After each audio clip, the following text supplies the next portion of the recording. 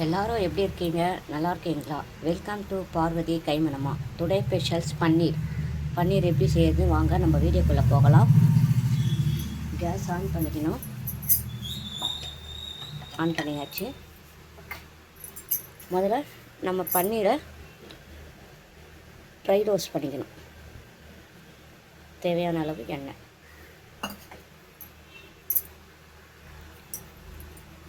எண்ணெய் காயட்டும். காஞ்ச உடனே நம்ம மஞ்சத்தூள் போடணும். இப்போது நாம் பன்னீர் போட்டு இதை ஃப்ரை பண்ணி தனியாக எடுத்து வச்சுக்கிறோம். பன்னீரை நல்லா ஃப்ரை பண்ணிக்கணும். தோசை, இட்லி, பூரி, சப்பாத்திக்கெல்லாம் இது நல்லாயிருக்கும் பன்னீர். இது வீட்டிலே நான் பன்னீர் செஞ்சேன்.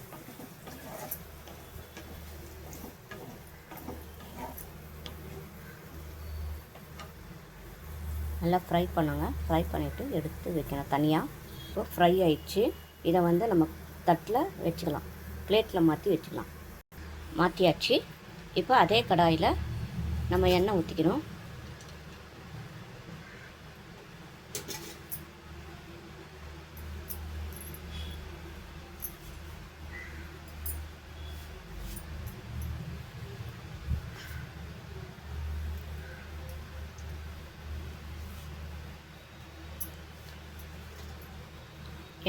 எண்ணெய் ஊற்றிக்கிட்டு அதே கடாயில் எண்ணெய் ஊற்றி நல்லா எண்ணெய் சூடாகணும்.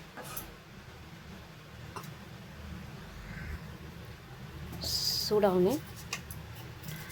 கடுகு போட்டுக்கோங்க.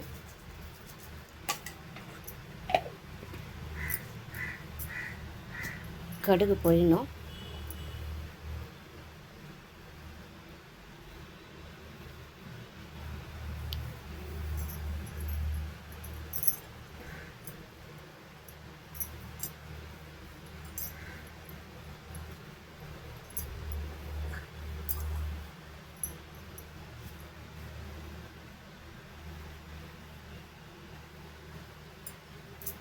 கடுகு பொரிஞ்சோடனே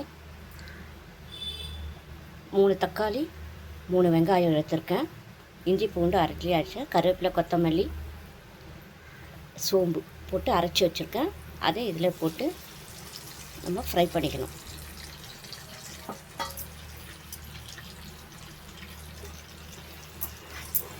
நல்லா ஃப்ரை பண்ணணுங்க. குடமிளகாவும் போட்டுக்கணும். குடமிளகாவோட சேர்த்து நல்லா ஃப்ரை ஆகணும். பச்சை வாசனை வரக்கூடாது. நல்லா ஃப்ரை பண்ணிவிடுங்க.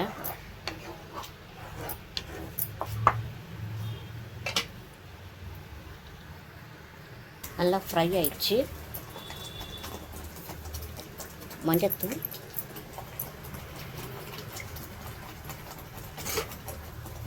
மிளகாத்தூள் 1 ஸ்பூன், தனியாத்தூள் 1 ஸ்பூன்,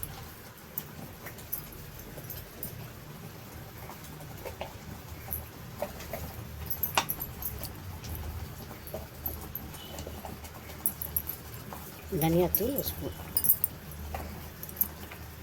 உப்பு தேவையான அளவு.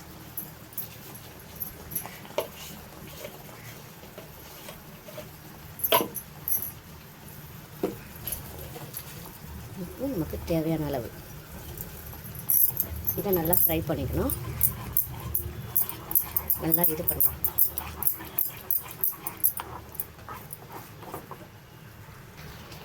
நமக்கு தேவையான அளவு தண்ணி ஊற்றிக்கணும்.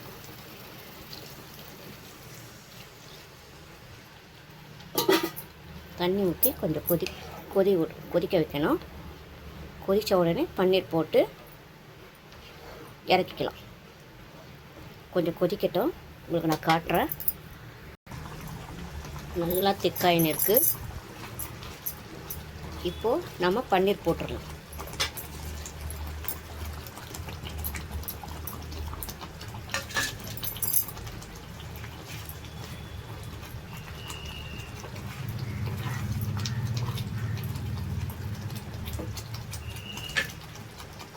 அவ்வளோதான். நம்ம பன்னீர் போட்டு இறக்கிக்கலாம். அவ்வளோதாங்க. கொத்தமல்லி போட்டு இறக்கியாச்சு. வீட்டில் எல்லோரும் ட்ரை பண்ணி பாருங்கள். லைக் பண்ணுங்கள், ஷேர் பண்ணுங்கள், கமெண்ட் பண்ணுங்கள், சப்ஸ்கிரைப் பண்ணுங்கள். ஓகே, பாய்.